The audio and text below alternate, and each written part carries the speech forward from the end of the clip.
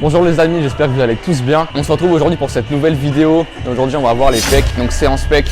Je commence toujours par un échauffement qui dure à peu près 10 minutes que je divise en deux parties. Donc la première où on va faire les mouvements articulaires, donc un peu comme ce que vous faisiez en EPS avant, c'est-à-dire les mouvements de rotation ici au niveau de la nuque. Après on passe au niveau des épaules. Essayez de bien aller chercher derrière toujours pour vraiment déverrouiller l'articulation de l'épaule et bien préparer l'épaule à l'effort. On fait pareil au niveau des coudes.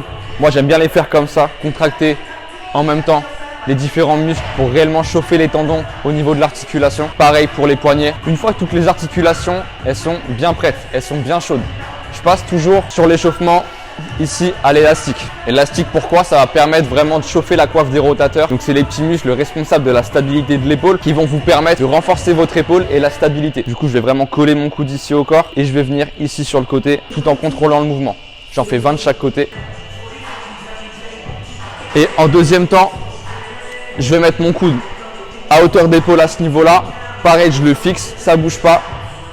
Et je contrôle le mouvement. Pourquoi je fais ça en début de séance? Je le fais toujours depuis des années. À chaque fois que je travaille le haut du corps, parce que la coiffe des rotateurs, c'est ce qui va faire qu'elle va souvent que l'épaule va être inflammée. Une épaule qui manque de stabilité et qui est inflammée, ça ne va pas vous permettre de faire de bonnes séances. Et le fait de la renforcer, de bien la préparer avant chaque séance, ça va éviter tout ce qui est tendinite, inflammation et du coup vous freinez dans votre progression. Ok, du coup après l'échauffement articulaire, ce que je fais toujours pour les pecs, pour bien les sentir, envoyer un maximum de sang dedans et sur les plus gros exercices, réussir à mieux recruter le pec, c'est que je fais toujours un exercice de pré-fatigue, un exercice d'isolation, que ce soit à la poulie, à l'écarté, où je vais faire 3 à 4 séries, 15-20 répétitions, pas trop lourd, pour vraiment envoyer un maximum de sang. Et de cette façon, j'ai fait comme ça depuis des années et ça m'a vraiment permis de mieux sentir mes pecs. Ok, let's go.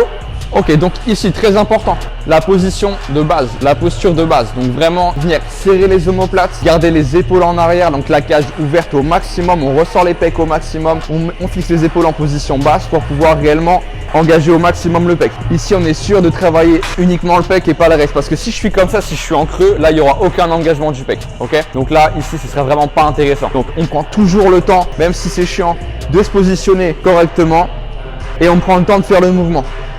Ici, je fais toujours 15-20 répétitions. Je fais 3 séries de cet exercice-là. Vous pouvez très bien le faire aussi au pec fly sur la machine.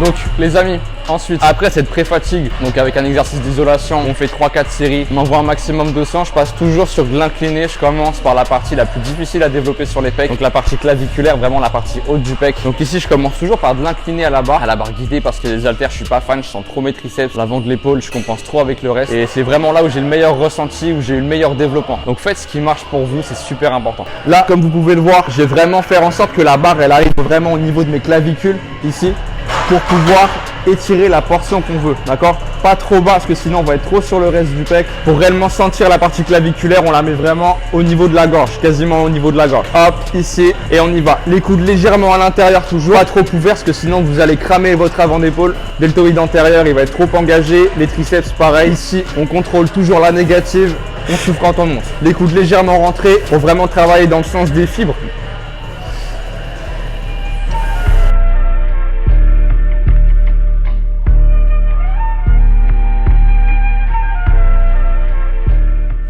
Les amis, en deuxième exo, passe sur un développé, on va dire couché. Donc là, il est légèrement incliné, semi-incliné à la machine guidée. Franchement, moi, je sens mieux mes pecs ici qu'aux haltères parce qu'encore une fois, aux haltères, je sens un peu trop mes triceps, un peu trop l'avant de l'épaule. Donc là, on va travailler plus la partie médiale du pec, la partie qui s'insère un petit peu près au milieu et on va travailler aussi la partie haute, évidemment. Allez, c'est parti. Donc là, pareil, on prend le temps de s'installer, la posture, les coudes qui vont être légèrement rentrés à l'intérieur. On fait attention que ce soit les haltères, la barre ou même ici quand vous êtes sur une machine, que les mains arrivent à peu près au niveau du bas des pecs pour pouvoir avoir le bon angle et la bonne position des coudes par rapport à votre corps.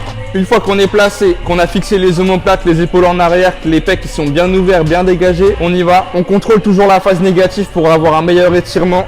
Une inspiration à chaque phase négative, à chaque phase d'étirement, très important, et vous soufflez quand vous montez.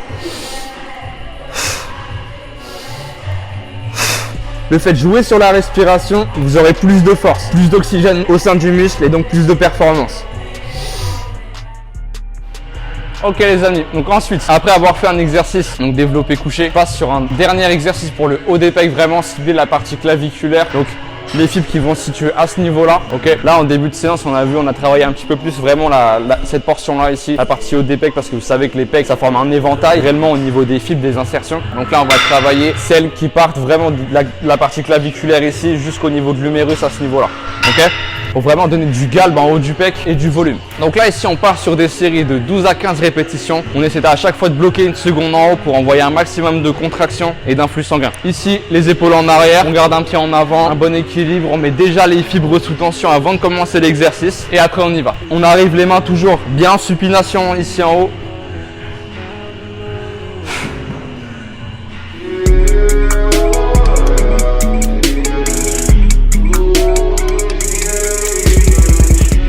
Donc pour finir cette séance de pec, on passe sur un exercice d'isolation. On va vraiment venir isoler la partie basse du pec.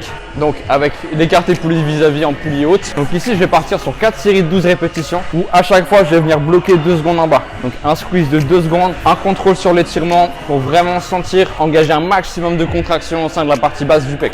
On s'avance d'un pas, on se positionne bien, pareil on ouvre la cage thoracique au maximum. Donc ici on fait attention de bien se concentrer autant sur la partie contraction que la partie étirement pour constamment avoir de la tension au sein du muscle et créer une vraie connexion neuromusculaire.